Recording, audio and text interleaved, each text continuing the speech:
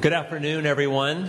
It's great to be here in Tri-Cities. As I mentioned this morning, we're here for our concluding keynote lunch presentation. Wasn't that a great morning?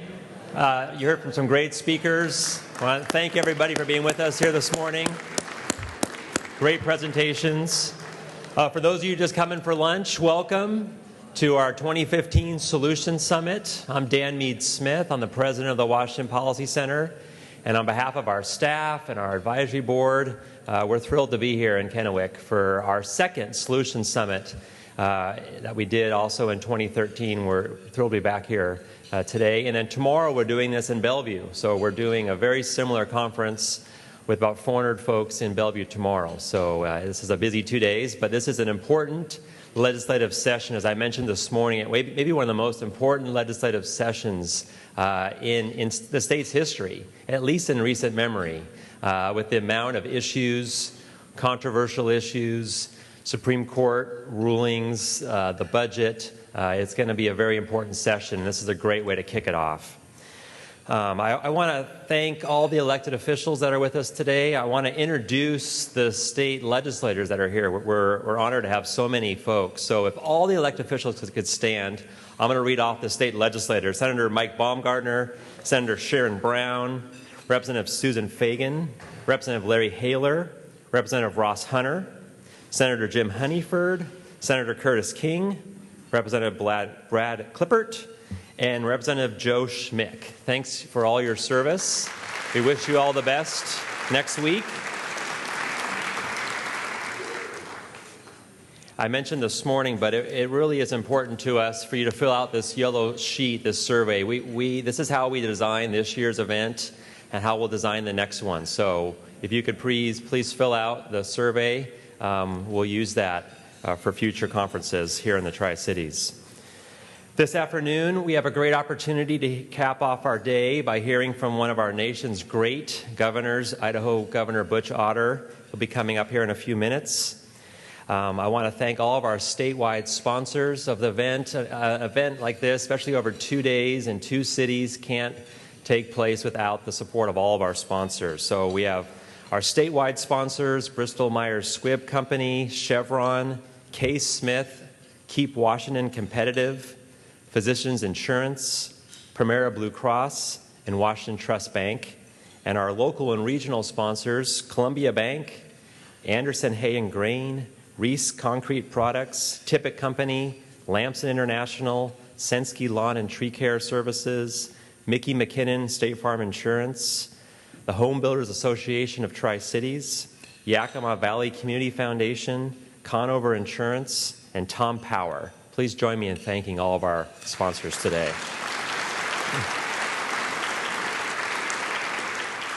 We also appreciate the media sponsors, the Tri-City Journal of Business, the Yakima Valley Business Times, which helped promote the event, and also News Talk 870 KFLD has been broadcasting here throughout the whole morning, so we appreciate them being with us and helping get the word out. We've also partnered with numerous chambers and business groups that are listed on the back of your program. We appreciate all the local groups, especially the Tri-City Chamber, who's been a great partner with us over the years in helping us promote today's event. I just want to touch briefly on the Washington Policy Center. I know some of you are longtime supporters, which we really appreciate, but some of you, this might be your first event of the Policy Center.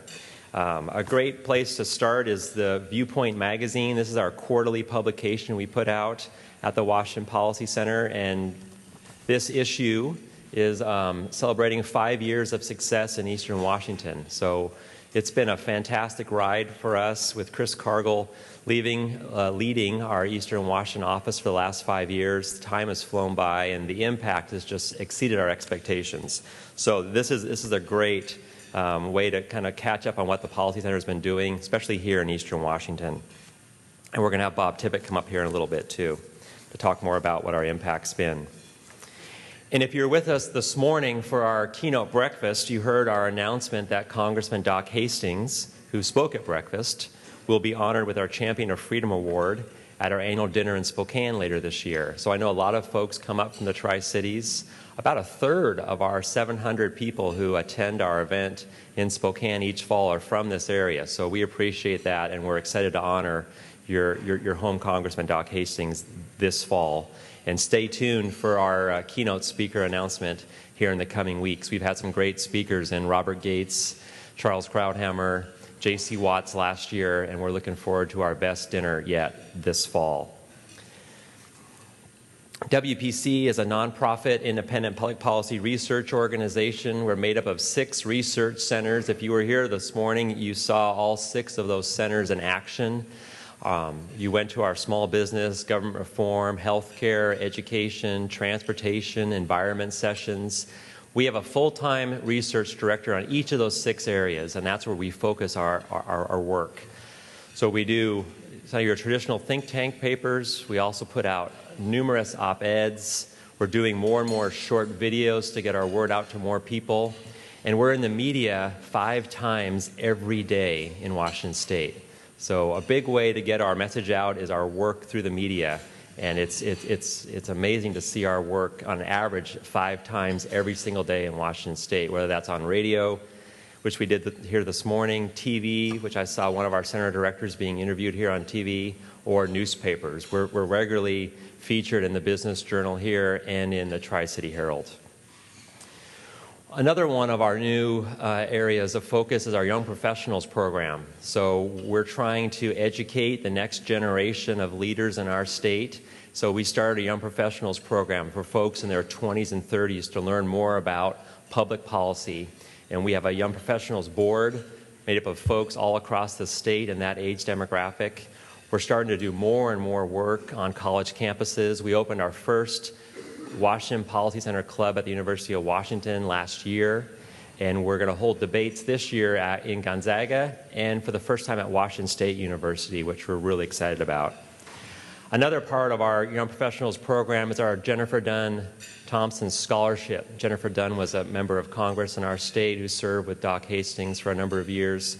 Her family estate left us with some funding to provide a $5,000 scholarship every year to a young woman who demonstrates leadership abilities like Jennifer, and we've been awarding that for the last 4 years. And we announced this at our annual dinner last fall, but I wanted to let you know in the Tri-Cities that our 2014 scholarship recipient is from this area, from Moxie, Washington.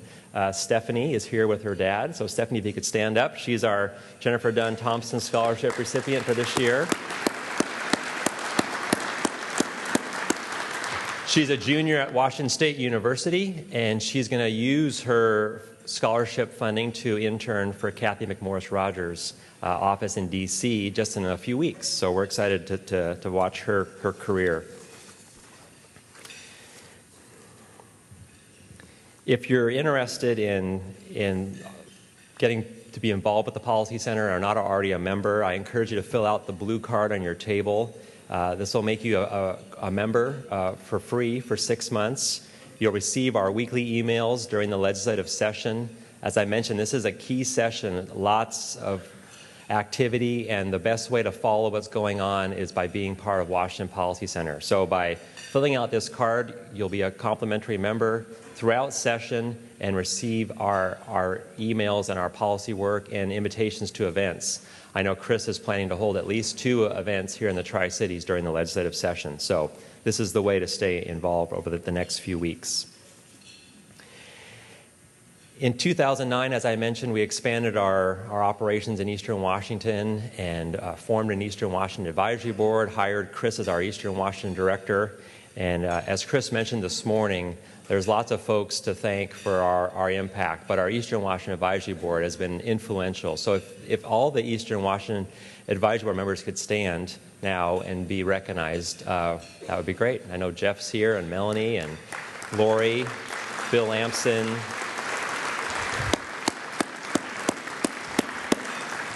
Thank you for your service. And Bob Tippett, if you could come up. Bob is not only on our Eastern Washington Advisory Board, but he's also a member of our Board of Directors, runs Tippett Company here in Pasco, and is also our landlord. So Jason Mercier, who runs our Government Reform Center, relocated to the Tri-Cities about 1.5 years ago, and he runs one of our 6 centers out of the Tri-Cities and in Bob's office. So we appreciate all that Bob's done for us over the years, and I'm going to turn it over to Bob now.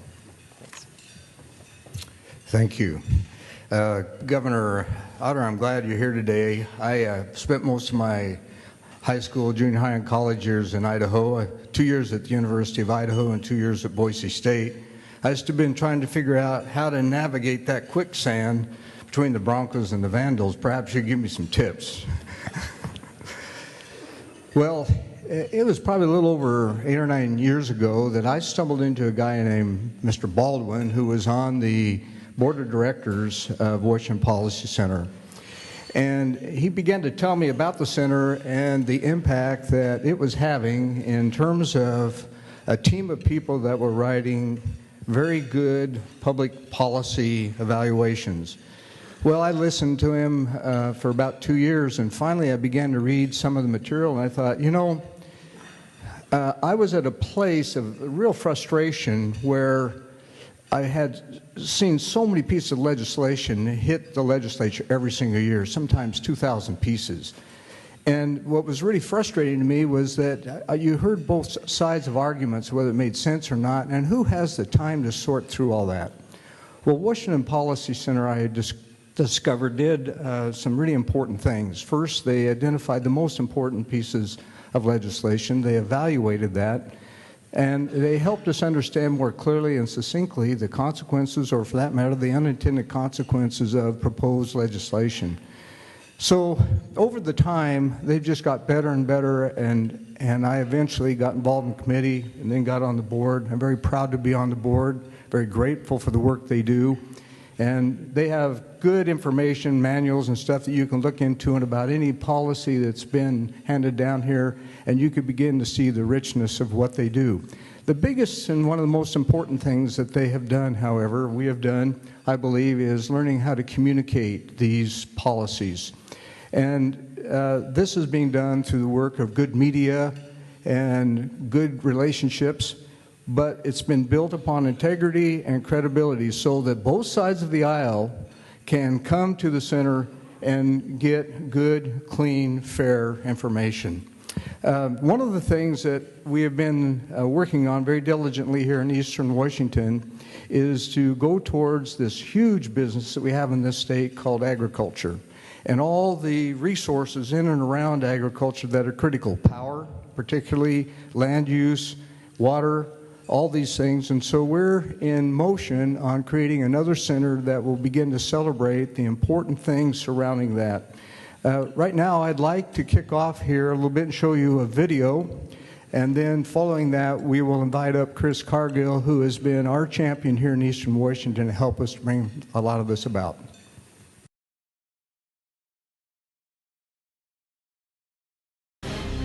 What does it take to have an impact? What does it take to be leaders? And what does it take to be committed to Eastern Washington? Simply put, Washington Policy Center is committed to improving the lives of Washingtonians all across our state.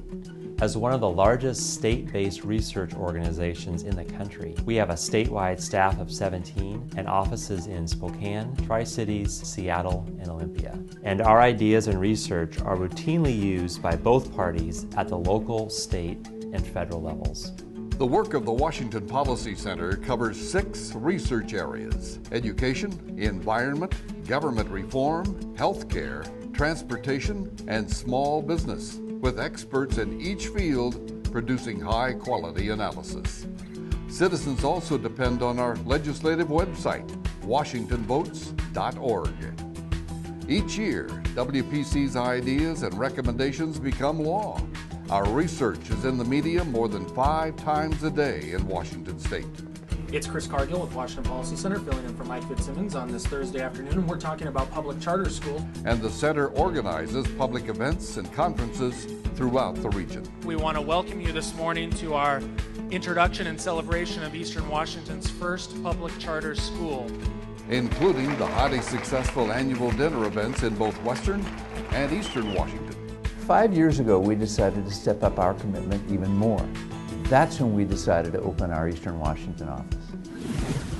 Chris Cargill is with the Washington Policy Center, a nonpartisan. According to a report Keeper found from the Washington Policy Center. The Washington Policy Center thinks the trolley is too expensive. When we opened the Eastern Washington office, I don't think anyone expected us to be so successful so quickly. Well, it's actually quite remarkable. Since we opened the Eastern Washington offices, the number of WPC supporters in the region has more than tripled. You're always going to find us in different communities, speaking to groups, advancing positive ideas. We've expanded our healthcare, education, and annual dinner events to Spokane, and began holding our major Solution Summit in the Tri-Cities, which in 2013 featured pollster Scott Rasmussen. I'm actually delighted to be here because of the name of this summit, a Solutions Summit. A recent survey of small business owners, in fact, showed we were one of the top sources for public policy information in Eastern Washington, and our work is nowhere near complete. WPC is taking the lead on keeping Eastern Washington involved in the legislative process, relocating the Center's Office of Government Reform to the Tri-Cities, and calling for a common sense change, remote testimony. We've been doing it for years with our weekly Wake Up legislative forum, from Wenatchee to Moses Lake. This really isn't a partisan issue, it's a fairness issue. I've had a good experience with the Washington Policy Center. I've been invited to be involved in several events, which I've appreciated, and I think that exchange is what is really necessary in order to get good public policy. Because of WPC, it now takes a broader consensus to raise taxes in Spokane and Yakima. The Washington Policy Center was extremely instrumental. Both city councils are now required to have a supermajority vote before they can raise the financial burden on their citizens. WPC has grown into what it is today because of the impact that it has. When our researchers and organizations speak, people listen. I get to see that firsthand here in Tri-Cities. The Washington Policy Center provides accurate, up-to-date information on the issues of the day, and I continue to value their great work. That's why I invited the Policy Center researchers to D.C. to testify before Congress. 5 years ago, we asked you for your support. We are now asking you for your continued support. Because whether you're from Chelan, Walla Walla, Colville, or anywhere in Eastern Washington, WPC is there for you. Congratulations, Washington Policy Center. Congratulations, Washington Policy Center, on your 5 years in Eastern Washington. Congratulations, WPC. Keep up the great work. We need you now more than ever.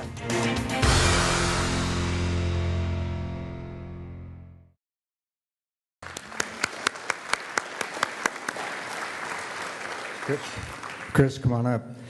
Well, at our table, as Sherry Armijo said to me after being through the summit today, boy, do we have a lot of pushback to do. I agree with her, and that's what Washington Policy Center is about, credible pushback. Here's Chris.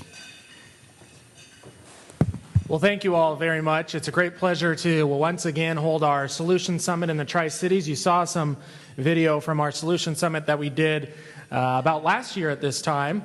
Actually, I think it was November of 2013. And it was a great event then and a great event today. And I just appreciate so much all of the speakers who were with us this morning to tackle some of these very important issues. You know, the video showed you some of the policy successes that we've had. We talked about remote testimony. We've talked about the 2/3 issue. We've talked about getting you more involved in the legislative session, and we really invite you to do that by joining us. As Dan said, you can fill out those blue cards on your tables there and join the Washington Policy Center. If you fill out one of those blue cards and become a supporter today, we'll get you a free copy of our policy guide. It's about 400 pages of very light reading. Lots of research recommendations from all of our different research areas. I know many members of the legislature have a copy of this on their desks in Olympia. A lot of public policy makers all across the state have a copy of that. So your copy is waiting outside if you'd like to grab one before you leave here today. Obviously, the policy accomplishments that we've had in Eastern Washington are really possible because of the commitment of elected officials that are with us here this afternoon. One person who has that commitment, of course, is our keynote speaker this afternoon, and that is Idaho Governor Butch Otter. We can learn a lot from his successes, even though he's not from our state. He's from the next door state, which kind of gives us an opportunity to learn from our sister next door, or brother next door, if you would prefer. To introduce our keynote speaker this afternoon from our Washington Policy Center Board of Directors, let me introduce to you John Otter.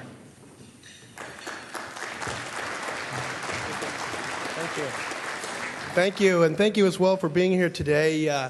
As Chris said, my name is John Otter. I'm the president and CEO of CBC Partners. We're a non-bank lender based in Bellevue, Washington. I've been on the board for, I think I'm going on my 6th year, and I was just recently honored with being elected vice chair. And one of the first things I get to do is to welcome and introduce my dad. So, Butch Otter was born in Caldwell, Idaho, one of 9 kids. Grew up around the Northwest and the West as my grandfather looked for electrical and construction work, ultimately settling back in Idaho. And Dad was the first to go to college of his family, and after he graduated from the College of Idaho, he went to work for the J.R. Simplot Company. He worked there for 30 years, starting at the level where you shovel smelly potato waste, and worked his way up to vice president, board of directors, and president and founder of Simplot International, where he took what was relatively then a smaller company around the world. Today we're in China, Australia, Europe, and there was even a factory that he built in Izmir, Turkey, that ended up supplying French fries to McDonald's when they first opened in Moscow after the Soviet Union fell. His political career began in the early 70s when he served a couple of terms in the Idaho State House. Then he went on a hiatus and came back in 1986 and won his first of 4 terms as Idaho's lieutenant governor. He became Idaho's longest-serving lieutenant governor as well until he won the first of 3 terms in Congress. After that, he won his first term in 2006 as Idaho's governor, and just yesterday, he became the 2nd person in Idaho history to take the 3rd oath of office consecutively. So if you'll help me welcome my dad, Butch Otter, Governor of Idaho.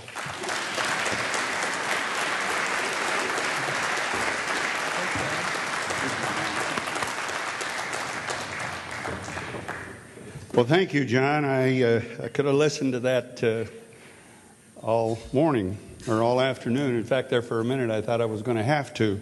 A 3-minute introduction I generally don't get even in my home base. It's great to be with you. I'm glad I came. I wanted to come over and see my old buddy Doc. I served, as John said, 3 terms in the 107th, 108th, and 109th congressional session. And boy, after those 3 terms, I'd have to tell you, I've been richly blessed in my life with some great jobs, as John has said, as the president of Simplot International, working for the company itself as a lieutenant governor. Probably the worst of all of my experiences was in Washington, D.C. And after 6 years, I said, this thing is so busted that I don't know how they're going to fix it. In fact, I'm convinced that they can't. And the reasons for that are the unbridled spending. When I was there, we didn't balance the budget. And it's not any one party's fault, because we didn't balance the budget the whole time I was there. For 4 years before, it had been balanced, as Doc told us this morning. That's when a Republican-controlled Congress, Senate and House, was dealing with a Democrat president. But there was a lot of wisdom and a lot of collaboration in making sure that this nation moved forward. But we also have, besides the spending, which is created a lot by the unsustainable entitlements they have, and of course we've added to those. I'd have to tell you, I voted for one of those, and I think it was 2004 when we put Schedule D into Medicaid. I don't know if you'll remember that, or Medicare. I don't know if you'll remember that pharmaceutical package that came down and added to the Medicare delivery system. But it was a historical vote in the United States Congress. And the reason it was historical is they kept the vote open for 3.5 hours, usually a vote is 15 minutes. You run across the street and vote, and then you run back to the office. But they kept that vote open for 3.5 hours, and I was one of the first no votes. I was back in the back room with Dick Cheney and Tommy Thompson, who was then the director of HHS. And they kept trying to convince us. I told the president on the phone, I said 3 times, no, I can't vote for this unless we pay for it. Because when you give an entitlement, it's like getting a tattoo. You know, you don't get up the next morning and say, wow, I shouldn't have done that. Because it's there, and without some serious scarring and real trauma, you're never going to get rid of that. And then there'll always be the scar. And so when you give an entitlement, you want to make sure you pay for it. And all I asked President Bush to do was to add 0.4 cents to Medicaid, if he really wanted to do that, to Medicare. And that would have paid for it. That would have paid the $380 billion over the next 10 years, or would have raised $38 billion a year. Well, they kept telling us that it was only $385 billion that it was going to cost. And so I'm in the back room once again with Tommy Thompson and the vice president, and I keep saying no, myself and Trent Franks, because the vote out on the floor was 314 to 316. And they thought perhaps the two of us could help. So Tommy Thompson finally turned to me and he said, Butch, Heather Wilson, who was a congresswoman from New Mexico, has made a deal with the Democrats. And the deal is that if she gets 18 signatures of Republicans, they will pull what we always referred to as Hillary Care Phase 1 out of the Health and Welfare Committee. And Denny Hastert, who at that time was the Speaker, said, I can't stop it. And the Hillary Care Phase 1, according to Tommy Thompson, was going to be to start at about $700 billion. So just almost twice what we were considering. So economically, I kind of figured things out, and it was a long walk. I walked down that aisle with Trent Franks. He changed his vote from no to yes, and that sent it 315, and then, pardon me, 215, and then I changed my vote, and that made it win. And then everybody else that had voted against it, they ran down and voted for it. And so then my leadership comes back to me, and this is kind of the mentality in Washington, D.C. My leadership comes back to me and says, Butch, if you want to change your vote to no, go ahead and change it back. Like I was some kind of Judas goat. And I said, no, listen, I bid it off. I made that walk down the aisle. I made you keep open the roll call for 3.5 hours. I'm going to stay right where I am. And there's times that I would say, I wish I'd gone back and changed. But anyway, that's part of the reason it's broke. The other reason it's broke, even more so now, is because of a constant violation, I believe. And being a chief executive of a state, you've got to be very, very careful in the separation of powers. In fact, my name is on one of the historic lawsuits in the state of Idaho for a violation of the separation of powers, but I got a 4-1 Supreme Court ruling that said I had not violated the separation of powers, and I pride myself in understanding Article 1 is different from Article 2, which is different from Article 3 of the Constitution, and that's legislative, executive, and judicial. And the powers stated in there are the powers that we should restrain ourselves to. And so I try to do that. But what you see going on in D.C. right now is by executive fiat. A lot of things by executive fiat. And usually, if I'm going to write an executive order, I find a state statute that the legislature passed that said, we want to have this in Idaho. And then it's my responsibility as the executive branch of government to enable or to employ what their wishes were, and sometimes I have to do that by an executive order. But I got to have a legislative permit in order to do that, and with a statute, I get that. The president is not. So, what we see in Washington D.C. is Washington D.C. as Doc said this morning and alluded to several times, Washington D.C. is very, very polarized. In fact, if you look back, go to that second slide on that, John. If you look back, you'll see the polarization in our nation's capital has reached historic levels. And in fact, it's not since 1896 has the political divide in our nation's capital been as great as it is today. And so the question is, how do we fix Washington, D.C., and what's the answer? When I left Washington, D.C. in 2006, I had one purpose in mind, and that was to go home and run for governor. And that's what I did. And the reason I did that is because I decided that, you know, this great republic of ours is worth saving. It was put together by some real hard efforts by the founding fathers. And believe it or not, they created it with 7 articles. Whereas you look at today, we got 10,000 pages on Obamacare, creating a health care crisis in many of our states. And so I just said, you know, we're not going to save this great republic from Washington, D.C.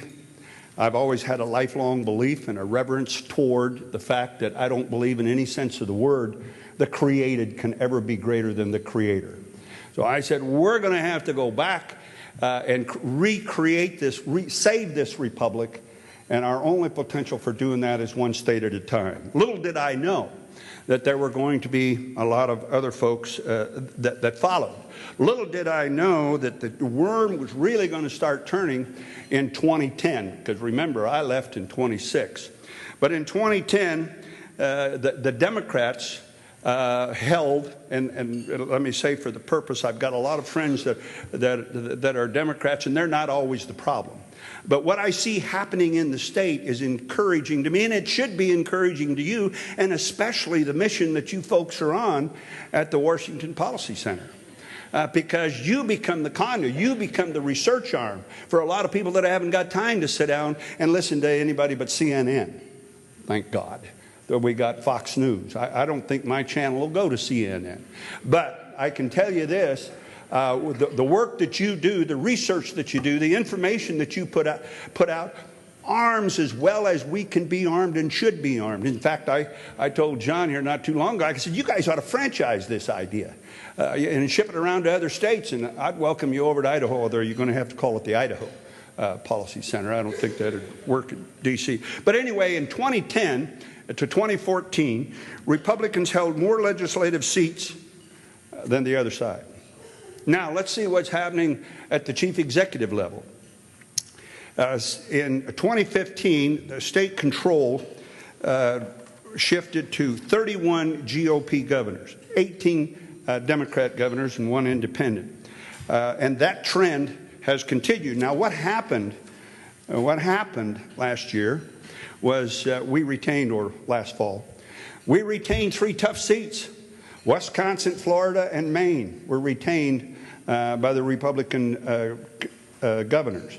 We lost Pennsylvania, but we won Massachusetts and Maryland and, heaven forbid, Illinois. And the reason I say heaven forbid, and I told Bruce Romer this after he won, and we had done our best to get him elected, I said, Bruce, you want to remember that the last 5 governors of Illinois have ended up in prison.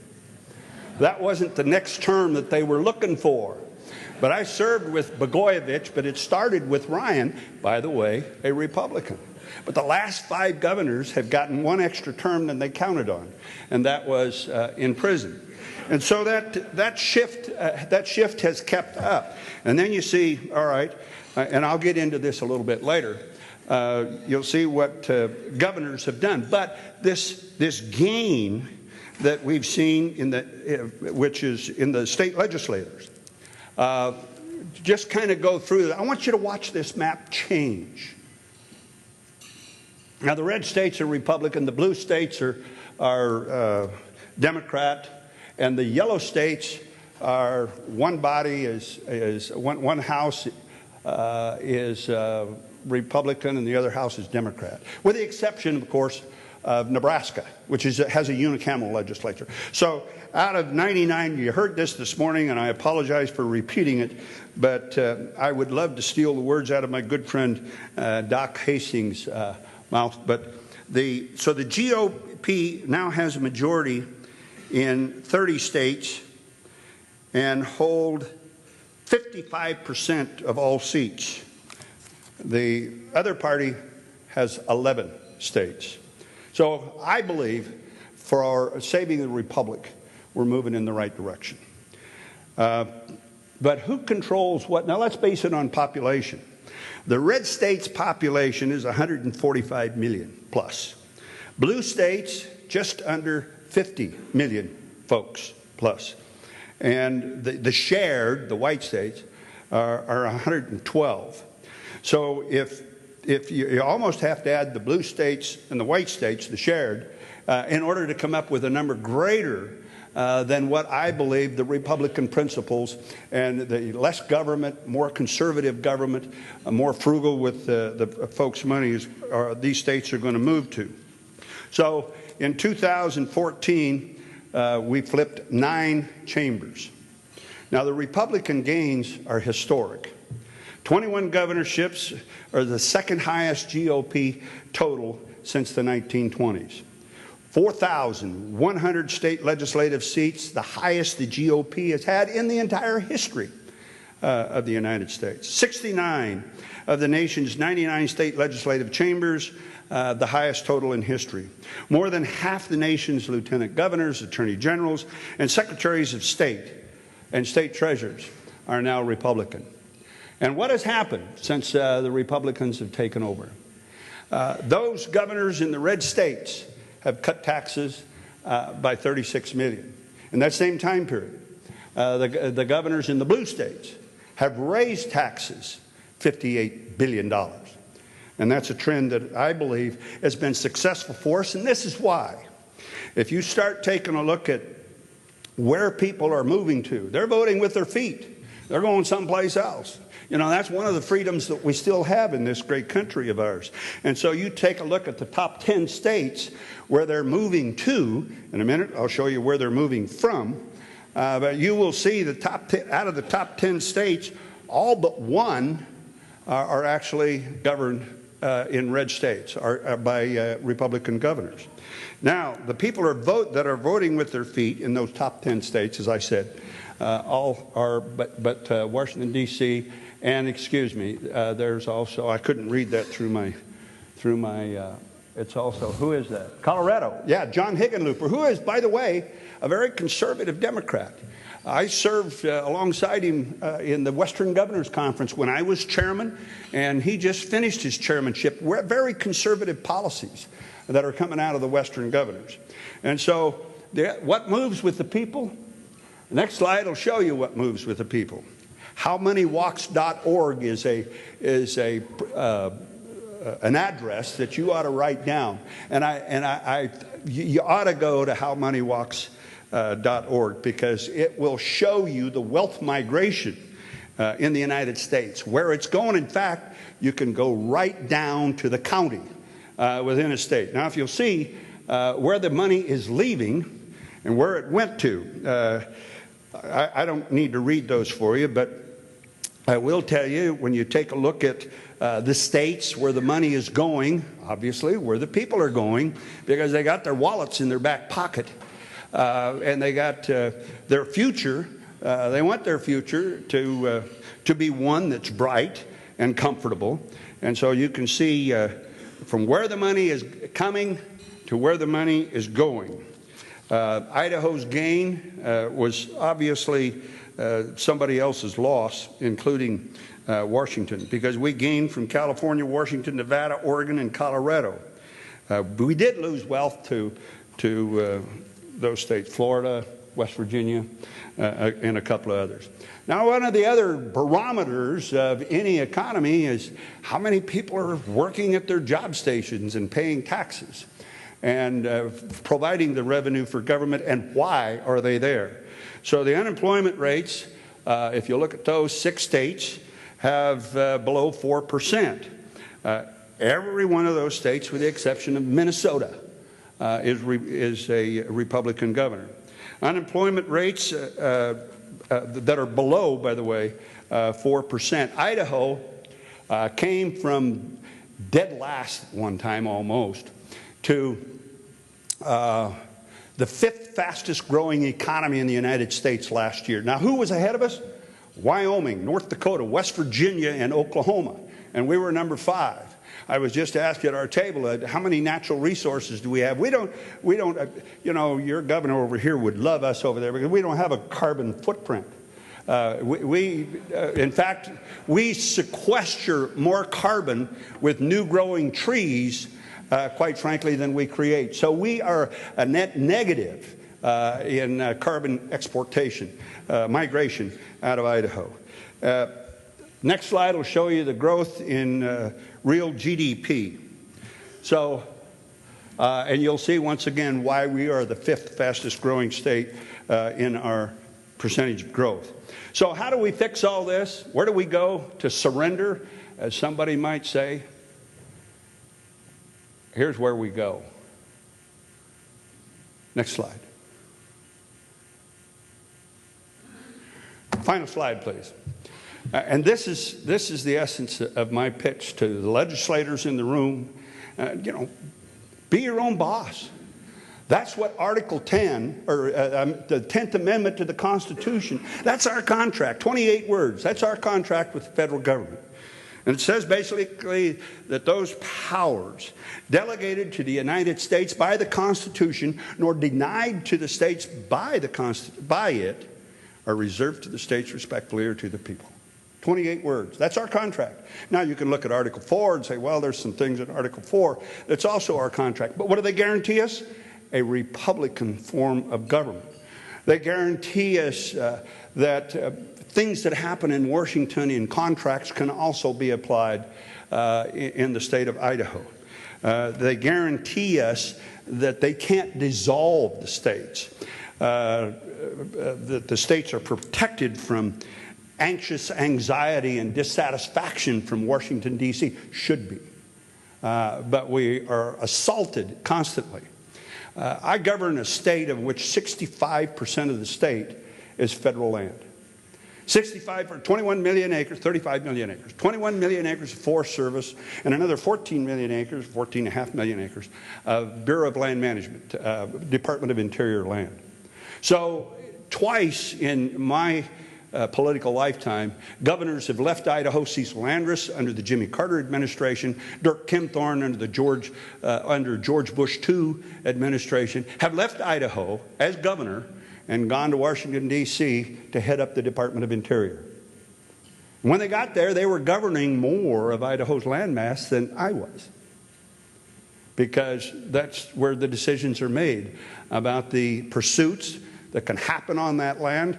I was asked this morning if lumber was one of our big exports, and I said, well, it is, but it used to be much bigger.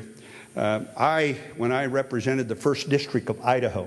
1st District of Idaho is very unique, and it's unique because I think maybe there's one other congressional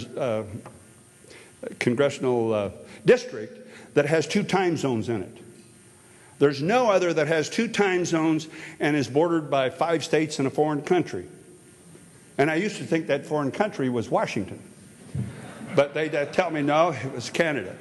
Now some mention maybe it's Oregon. But it was a unique district.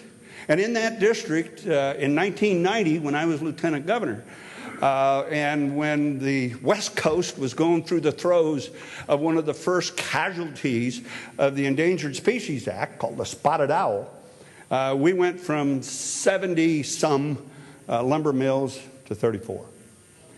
We closed down whole towns. We destroyed people's lives. You know, I've heard a lot of talk about future and about future of employees, and especially state employees. And so anyway, let me get down to what we've done in the state of Idaho. My first budget when I took office in 2007 was $3.2 billion.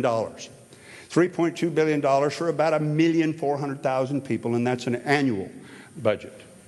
My budget in the depths of the recession in 2010 was $2.2 billion. From 3.2, everybody can add that or subtract that. $3.2 billion to $2.2 billion. Now, I had $400 million in rainy day savings tucked away, but we still cut $600 million out of that budget. Never raised taxes once. Balanced our budget according to Article 7, subsection 11 of the Idaho Constitution, that we can't spend more money than we bring in. And we weren't going to raise taxes during those economic times, just to make them worse. Just kind of rub it in and say, no, you're not paying enough taxes yet, even though things are bad and you're losing jobs and you're losing your livelihood.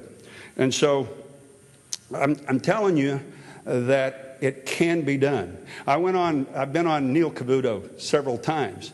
And he said, well, how did you do it? And I said, well, the first thing we did is we went to the Constitution of the state of Idaho. That should be our anchor. That should be telling us exactly what we should do. And our Constitution was created in 1889. We became the 43rd star in that flag on July 3rd, 1990. And we did that because we created a Constitution and a Republican form of government, a representative government that was constitutionally directed. And one of the things, you've heard this before, I'm sure, but one of the things that I remember reading in there, that the Constitution, whether it's the United States Constitution or the Idaho Constitution, purposely removed certain things beyond the insanity of the majority. So, you look at the First Amendment. One time when I was in Congress, I answered a poll out of a very conservative group out of Michigan. In fact, I think it was Hillsdale College. And I answered a poll. They called me and said, can you name the 5 freedoms in the First Amendment? And I said, well, sure. Freedom of assembly, freedom to ask your government for redress, freedom of speech, religion, and press. And they said, you're one of 8% of the Congress that could answer that question. So then they said to me, can you name the 5 Simpsons? Well, I served in Congress. My seatmate in Congress from the 2nd District of Congress, a guy by the name of Mike Simpson. And he's got a wife by the name of Kathy. And I said, yeah, I can name 2 of them, Kathy and Mike. And I said, no, that's the wrong Simpson. We wanted to hear Bart, and I can't remember the rest of it. But I said, well, how many of these other people he asked, how many of them could name the 5 Simpsons? Over 80%. Over 80% could name the 5 Simpsons, but only 8% could name all the 5 freedoms in the First Amendment of the Constitution. That's dangerous. And so, like I said, I'm encouraged. And I'm encouraged because, I can see a light at the end of the tunnel. Maybe not in my lifetime, but in Jackson Simplot Otter's lifetime. I hope we've started something in my lifetime that my son's son will say, thanks, Granddad. Just like I've said thanks so many times for those people whose shoulders that I stand on, that represented limited government, that represented conservative government, that understood and practiced the values and the virtues and the civic virtue in operating under the Constitution and limiting ourselves. I am so grateful I came down early to listen to Doc, because I got a great bonus. And the great bonus is I went to the breakout sessions. And the first breakout session I think that I went to was education reform, wasn't it? Listen, folks, when I had to cut budgets, and I looked at the Constitution and I looked at the statutes, one of the things that I found in I knew it was there. The state legislature shall provide for a system of free, uniform, and thorough common public schools. In our Constitution. That's how important our founders in 1889 thought it was. And so that's why they put it in there. And so education was one thing, was still taking about 51% of the budget, 49, this is K through 12, 51 to 49. Now, if you add up all of education, it's somewhere around 68%. That includes higher education. And now if you add prisons and health and welfare, you got 94% of my $2.2 billion budget in 2010. That's 94%. So all the rest of government, and we heard in the Budget Committee how, and Doc said again this morning, how much really little discretionary spending that there is and what you can do about it. And so it fell in my administration and the legislature under my direction and concurrence. Was the first time we ever cut the education budget in the state of Idaho. And you know what we found out? We found out a lot about the character of Idahoans. We found out a lot about the dedication of the teachers in the classroom and the patrons. And we found an awful lot about our education system. And that given the reasoning that we had to use, we held her together. Now, you can look up the figures, and the media will tell you we're like 49th or 50th in how much we spend. Folks, that's the wrong barometer. It's not how much you spend, it's how much money you spend, it's how you spend the money. Because if you look at our grades, we're in the top 50%. And in fact, in 8th grade reading, we're in the top 10 states.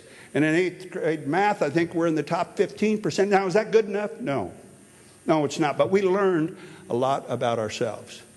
And we learned that given the reasoning, giving the understanding and the common sense direction, that people will understand that. One of the things that I had to do was when I was deciding what's nice and what's necessary. And the necessary, Constitution says what's necessary. Statutes, unless we can repeal them, says what's necessary and directs some of our budgeting.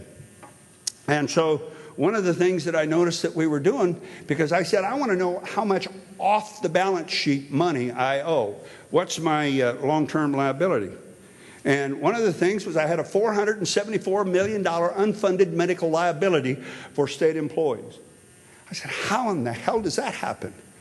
They said, well, former governors that didn't want to give a pay increase, they instead gave bigger benefits, which was kind of not seen by the public. And so we had an insurance policy that would, Obama would call that a golden policy and not or maybe a platinum, because that's the one under Obamacare that you spend the most, you have to pay the most for.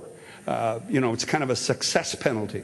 If you make enough money to be able to buy that kind of a product, we're going to tax you more for it.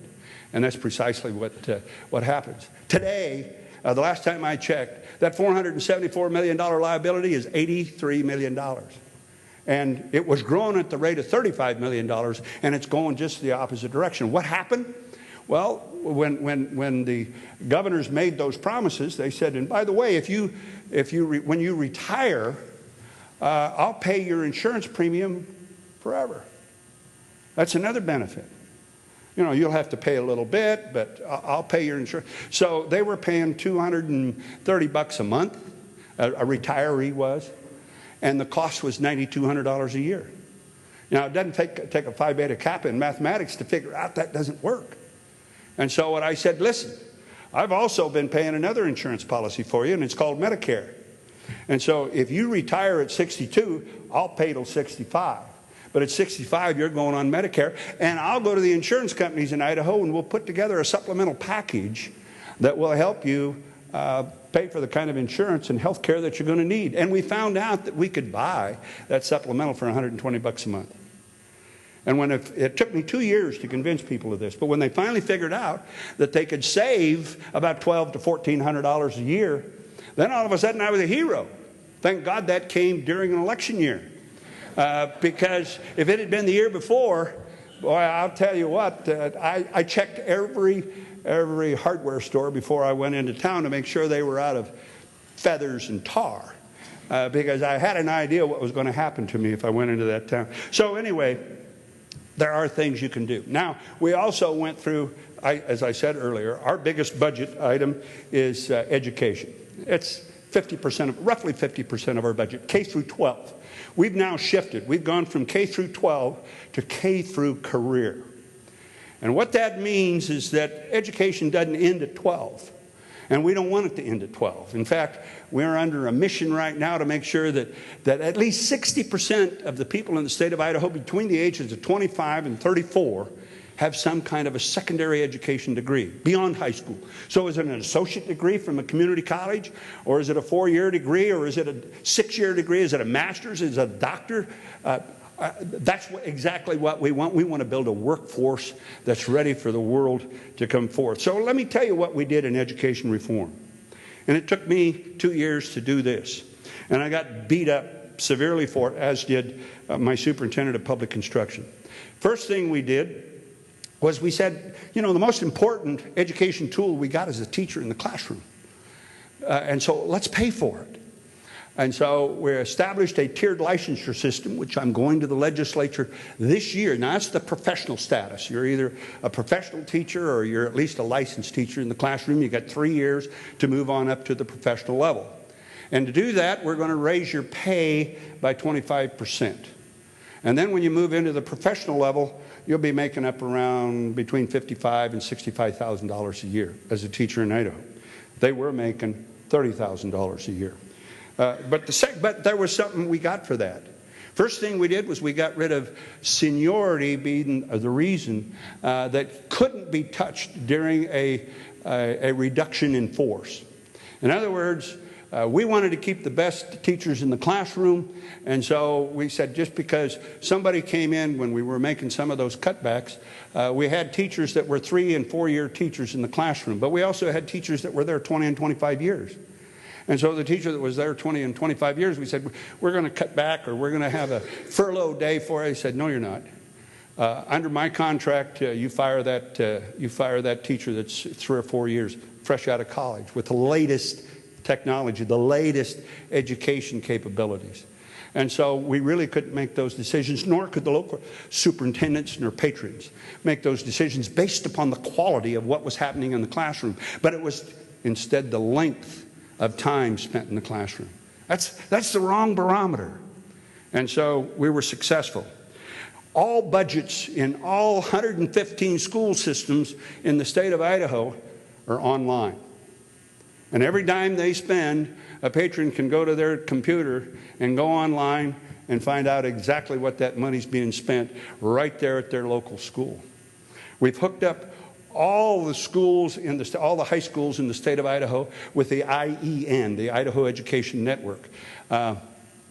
And because we hooked them all up, I now have teachers in Eagle, Idaho, teaching Latin to, let's say, Weippe, Idaho, just across the border.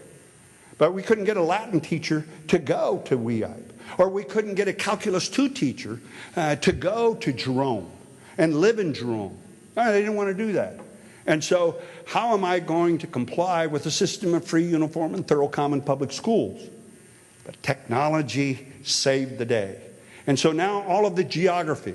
One time I was talking with Rick Perry, and he was bragging about the size of Texas and how big it was. And I said, listen, if we flattened Idaho out to 1,500 feet, we'd be bigger than the state of Texas. So, you know, don't get too braggadocious here.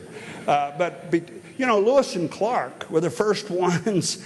Lewis and Clark were the first ones that struggled up those mountains and floated down those rivers and forded those swamps in order to get where they had to be. And sometimes today, those are just as insurmountable natural obstacles to our education system. But technology has taken a lot of the mystery out of the question of that constitutional provision and put hope in every classroom in the state of Idaho. All negotiations with the teachers are in public. They can't close the doors on any of them. I heard about your folks being able to go behind closed doors and negotiate those contracts. All those negotiations have got to be in public. So anyway, and plus the fact that we have now recovered, and we will recover with my budget going in this year, all those dollars, that's 7% that we had to cut education. While we were cutting all other government 33%, we had to cut education 7%. And we shifted an important thing from passing to mastery. So if a student masters Calculus 2 in the 9th grade, they don't have to take it again. They can go right on to the next grade. So mastery is what we're after. And they was all great. One other thing that I heard about is the employee pay. And I agree. In order to keep good people, you got to pay. You got to compete with that private sector. And, you know, there's times when I wish I could do more.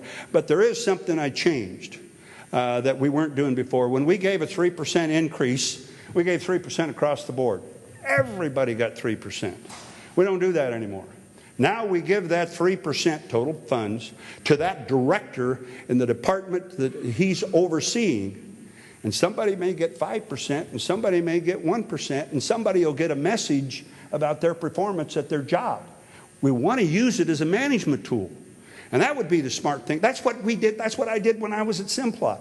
That's what I did with every little company that I had that I was running. I paid for performance, and I was allowed to do that. And I didn't walk out there and just say, okay, everybody gets a 7% increase. Finally, what we did, and this is what needs to be done, I think, is I made a vow that our state government, which has understood some substantial cutbacks, and less employees now than when I took office, because we're just doing things smarter. We learned a lot about ourselves. That the economy or the state government would not grow back at the same rate the economy grows. And so I am very cautious and conscious of the fact that if our economy grows 3.7% or 5.7%, which it's supposed to grow this year, which we predicted it'll grow, I'm budgeting at about 5.2. The rest of that money, where's it going to go? It's going to go back in tax relief. By the way, in these same years, since we started our recovery, we've cut taxes about $160 million. But we've also put a lot of money into rainy day funds and into the Public School Education Stabilization Fund, probably around $200 million. So, folks, it's difficult. It's not fun. And many, many times, if you can't convince people of the reason you're doing the thing that you're doing, it's going to be awful tough to sell. But I'm really guided by two things. One was Washington, D.C.'s, George Washington's challenge to us all, when he said that if to please the people we offer that which we ourselves disprove, how can we later defend our work? It's been a tough 8 years, but I can defend the legislature's work and I can defend my work in Idaho. Is it pleasant? No. Is it always easy? No. But that's the challenge that Washington gave us with this republic. And as Doc said this morning, by the way, the woman that Doc Hastings referred to when he walked out of the church in Philadelphia, where the miracle of Philadelphia took place, as Ben Franklin called it. But it was Ben Franklin that walked out of the church, and the woman that walked up to him and said, "Mr. Franklin, what form of government have you given us?" It was actually the mayor's wife of the city of Philadelphia. He said, "Madam, we have given you a republic, if you can save it. And it's worth saving, and we can do it." But these are some of the things that we got to do. Let me just close by one of my favorite quotes from a political satirist, and I'm over time already, and I apologize. Well, I'm on Idaho time. So I'm in my first district time. H.L. Mencken. Anybody ever heard of H.L. Mencken or read any of his stuff? I love the guy.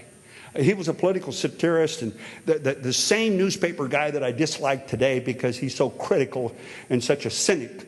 I would have loved H.L. Mencken. But H.L. Mencken said, "Government is a gang of men exactly like you and I. And taking one with another, they have no particular talent for governing. They have only a talent for getting and then holding on to public office.